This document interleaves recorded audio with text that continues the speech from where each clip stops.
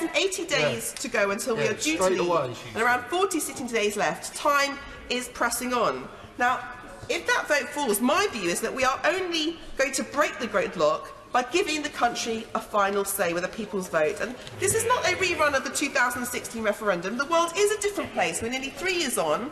We've got 1.4 million young people who are eligible to vote today who were too young to have their say in 2016. Now, the most recent analysis shows that in my constituency, 72.5% of my constituents support remaining now in the European Union, with 74% of people wanting to have that people's vote. Now, that's hardly surprising. Liverpool is proudly a European city. In 2008, we were the European City of Culture, a year that generated an economic impact of £753 million.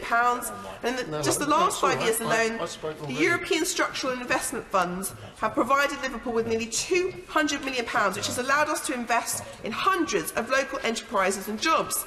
People understand the enormous benefits that EU membership has affording us dating back decades, and it's regrettable that the government won't even confirm that funds which have already been committed by the European Union for Liverpool to the tune of millions of pounds would be guaranteed post-Brexit. Now, surely young people, above all, whose lives will be most affected by the decisions taken in this place, should be allowed a say on their future. New facts have come to light. The lies of the Leave campaign have been exposed, including, as the House just heard from the Home Secretary before, people who received those leaflets and who were bombarded with Facebook advertising telling them that millions of people from Turkey would come here. It just wasn't true.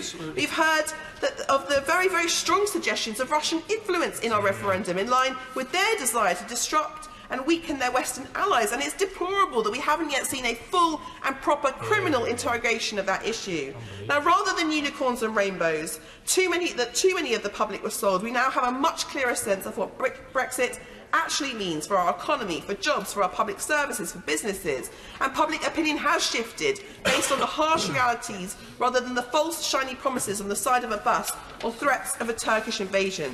So let the people have a say with a people's vote. Let's be open and honest with the country. There is no better Brexit. There isn't a Brexit dividend, just Brexit chaos and misery. There isn't a better deal than the one we have already. On every analysis, the government receipts will be lower than if we had remained in the European Union. And of course we can choose to spend the money in a different way, but that is not a dividend.